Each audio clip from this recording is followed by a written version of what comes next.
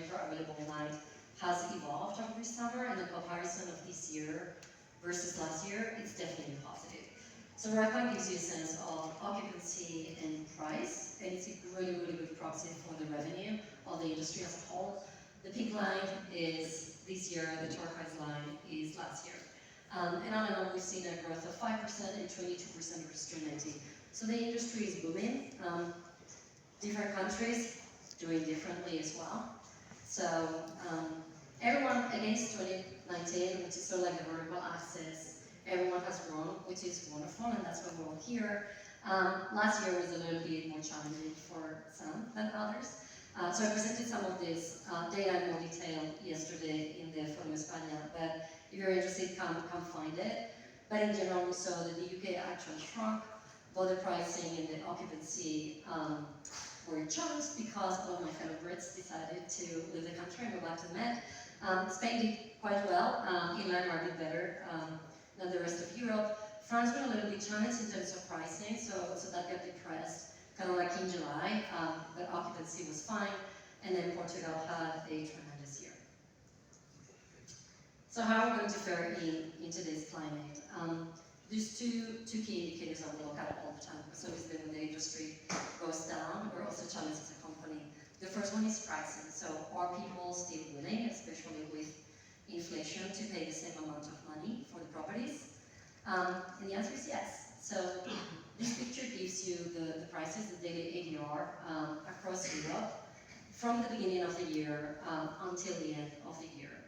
So the darker side is this year, the lighter side is last year. What you can see here in the beginning of the year, obviously, we've done much better, because in the beginning of 2021 there were lots of restrictions. Towards the end of the year, we're also seeing that we're going to see higher prices. And this is relatively consistent across markets. Some of them are going to do better than others. In Spain, the ADR growth is maybe a bit more moderate than in other places, but all in all, this is good news. The second thing we look at is reservations. So are we seeing a deceleration of reservations because of the many macroeconomic factors that we have? And I have a slide that is a little bit busy, but essentially it does show you when we had COVID, you can see on the top graph the comparison between 2020 and 2019 with a massive drop in reservations.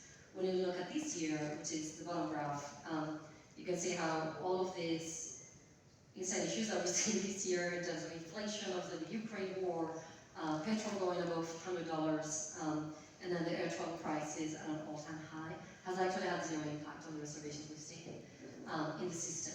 These things take a bit longer to show impact, but so far, we're not panicking, which is good news. And this is what's coming before I move into some of the tips. So the outlook so far, again, is not negative. I don't dare say positive because these things can change quite quickly. But that graph essentially shows you a picture of what we have seen in the platform reserved as of kind of like this weekend, compared to the same picture of what was in the platform a year ago. So the turquoise line is this year. And that is, again, it's a combination of prices and occupancy. So the good news is it's higher, and that is down to, we're seeing higher ADRs, as I said, we're actually seeing higher occupancy already. And that can be down to two reasons. One, we're all going to do better next year, which is great. Or two, people are booking earlier, right? And that also plays a role. But all in all, it's good news. We haven't seen a drop in the intention to book. We haven't seen a drop in the intention to buy. And for Spain, because we're here, the picture is quite similar. It's also facing considerably ahead, consistent occupancy to last year, but also some higher ADRs in some places. So let's go celebrate tonight. How can it be a winner? So that's the context. No reason to panic. At least not yet. What are the things that we work with, hundreds and hundreds of property managers, and there's a few parameters that we always suggest that they look at. The first one is obviously pricing. We do dynamic pricing, so I have to speak about that. But make sure that you establish the right parameters. Setting the price once, in a while, or just, having seasonal rates, it just doesn't cut it. There's a lot of competition out there. So you can have algorithms in your platforms such as one that I represent, or you can just have someone looking at it every single day. It's your choice, but don't leave it on autopilot, whatever you do. The second one are what we call the seasonal minimum stays. So I've included a couple of graphs here. One is Costa del Sol, the other one is Madrid. And you can see that different property managers have different minimum stays parameters. So obviously in an urban environment, people are a lot more flexible. You have a number of properties, almost 25%, that are happy to rent for one single day, which is extremely costly. And then almost 50%, up to two. The situation in Costa del Sol is radically different. We are optimizing for longer stays, which makes a lot of sense. The reason I'm highlighting this is, if you look at this picture in the US, it would look extremely different. So in Spain, we don't implement seasonal minimum stay. It's all quite consistent through the year. And that actually has an impact on occupancy. So it could be, if you're a property manager, a good idea to consider being more flexible in certain parts of the year, not just necessarily optimizing the price. That is something that we can definitely see have an impact on occupancy. The second one is last minute discounts. We all love them. I always talk about last minute discounts as a feature of revenue management, not a strategy.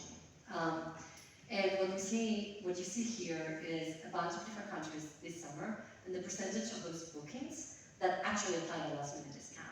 So you can see the United Kingdom, almost everyone is above 60%. That means they were pricing very high, they panicked, and then they priced very low with a discount, right? Whereas a place like Portugal, obviously they had a better summer, but there's very few listings that apply a last minute discount.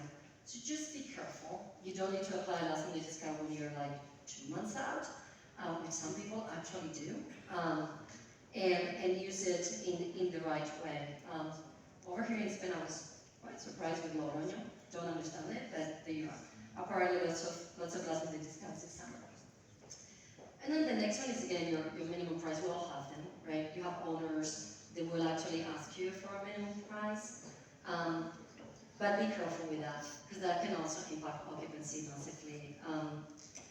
If you look at, again, the comparison between Costa del Sol and Madrid, you see the huge amount of properties towards September and August in Madrid were booked at the very minimum price. Look at that. Look at the percentage of properties that are being booked at, that rate, because it probably means that you need to adjust a little bit your parameters, right? It's not just about setting something on autopilot. Look at this constantly, otherwise you will be leaving money or occupancy on the table. And again, pricing is not your only option. We talk a lot about that because that's what we do, but it is important to have a channel strategy. I think everyone has seen this graph probably a few times, but you know that booking growth drops if you add tons and tons of channels, because it just becomes a lot harder operationally. And it is important to know your channel mix. If you're working with a PMS, make sure that you get this data from them, and also make sure that you can apply maybe seasonal strategies as well for different channels, right? Different OTAs would be more popular depending on demand sometimes for your properties. Sometimes you can use promotions to drive people to your own website if you have one. So optimize your channel mix as much as your pricing.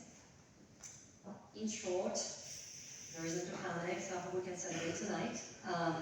The future's not looking too uncomfortable, but there's definitely a lot of uncertainty. So as I said, lots of the things that we look at in the system could change very rapidly.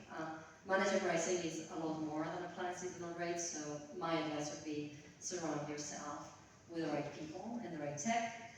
And when it goes beyond pricing, don't set things on autopilot, manage channels as much as you can. That's it.